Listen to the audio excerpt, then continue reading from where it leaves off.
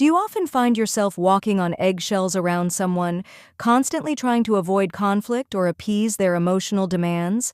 It's possible that someone in your life is playing the victim to control you. In this video, we'll explore 8 red flags that indicate someone is using victimhood to manipulate and influence you.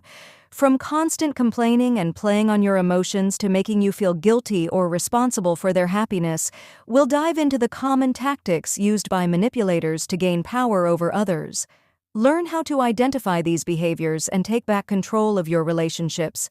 People who adopt a victim mentality often do so to gain sympathy, avoid responsibility, or manipulate situations to their advantage. While their actions might seem subtle or harmless at first, these behaviors can create toxic dynamics in relationships if left unchecked. Recognizing these patterns is crucial to protecting your emotional well-being and fostering healthier interactions. Here are 8 subtle behaviors that people often display when they're playing the victim. Have you encountered these before? 1. They never take responsibility. People have flaws, we all do. It's part of being human. But someone playing the victim, they're a whole different story. They have this uncanny knack for shifting the blame onto others no matter the circumstance. Caught up in a mistake? Well, it's never their fault. Problems at work? Definitely someone else's doing. Relationship issues? You can bet they're not the one at fault. It's like they're living in a world where they're the perpetual innocent, always at the receiving end of life's unkindness. And trust me, this constant blame game can be draining, leaving you feeling confused and doubting your own actions. 2. They're always the center of drama. I remember dealing with someone who always seemed to be surrounded by drama. It was like they were living in a soap opera, and they were always the lead character dealing with endless heartache and misfortune. Let's call this person Alex. Now, every conversation with Alex was about some new crisis. It could be a petty argument with a coworker, a slight misunderstanding with a friend, or even just a minor inconvenience during their day. But to Alex, these were all monumental issues that only happened to them. They would spin these tales with such passion you'd think they were starring in a blockbuster movie. The drama never ended, and it was exhausting. But over time, I began to realize this was just another way for Alex to cast themselves as the perpetual victim. 3. They over-exaggerate their problems. Remember that game of telephone we used to play as kids? You know, where one person would whisper a message to the next, and by the time it reached the last person, the message would have completely changed? Well, people who play the victim are experts at this game, except they're not whispering messages, but rather exaggerating their problems. Here's the thing. Research has shown that our brains are wired to respond more strongly to negative events than positive ones. This is known as the negativity bias. People playing the victim capitalize on this.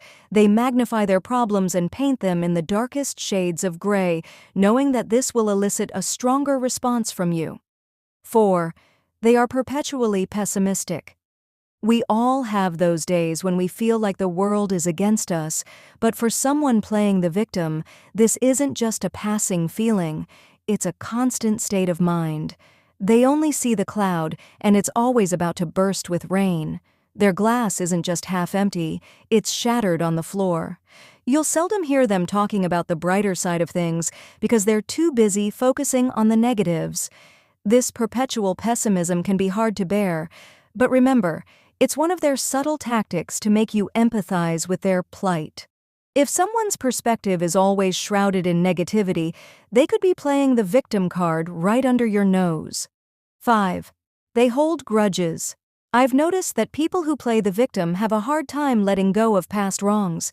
They hold on to grudges like lifelines, bringing them up at every opportunity. I had a friend who would always recall the time I accidentally forgot her birthday, even though it was years ago and I had apologized profusely. To her, that incident was proof of my neglect, a card she'd play whenever things didn't go her way. This behavior left me walking on eggshells, always wary of making another mistake she'd add to her grudge list. 6. They're often overly generous. You'd think that someone playing the victim would be self-absorbed, right? But oddly enough, they can sometimes be surprisingly generous. These individuals often go out of their way to help others, not out of genuine kindness, but as part of their manipulative strategy. They use their acts of generosity as a tool to make themselves look like the good guy, the one who's always giving and never receiving. And when things go wrong, they bring up these acts of kindness to highlight their selflessness and to amplify the injustice they claim to be suffering. 7. They display signs of learned helplessness. Ever come across someone who seems to be stuck in a rut, no matter how much you try to help them? That's because they're displaying signs of learned helplessness, a psychological condition where an individual believes they have no control over their circumstances. They view themselves as helpless, despite clear opportunities for change. People playing the victim often exhibit this trait. They're convinced that they're powerless in the face of adversity and that their problems are insurmountable. 8. They manipulate your emotions. The most important thing to understand about people who play the victim is this: they are masters of emotional manipulation. They know just which buttons to push and when to tug on your heartstrings to get you to sympathize with them. Whether it's guilt-tripping you with their endless problems or playing the innocent while casting others as villains, their ultimate goal is to manipulate your emotions and control the narrative. A genuine cry for help is one thing, but if someone consistently uses their problems to manipulate your feelings, you're likely dealing with a person who's playing the victim. If you've come this far, you've delved deep into the intricate patterns of those who play the victim. It's a complex behavior, often rooted in deep-seated insecurities and fears. Recognizing these behaviors is the first step towards understanding them, but it's important to remember that understanding doesn't mean condoning. You can empathize with their struggles without becoming a pawn in their game of victimhood. Here's something to ponder. Author Pema Chodron once said, "Compassion is not a relationship between the healer and the wounded. It's a relationship between equals."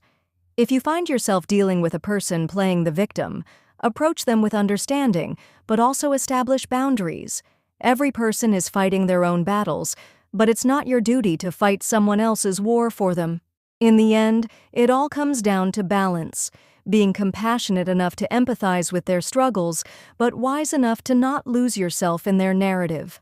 Recognizing these signs can empower you to set boundaries and take back control. Thanks for watching. If you found this helpful, please subscribe to the channel for more insights. Thanks for watching. For more updates, subscribe our channel, like and comments. Share it.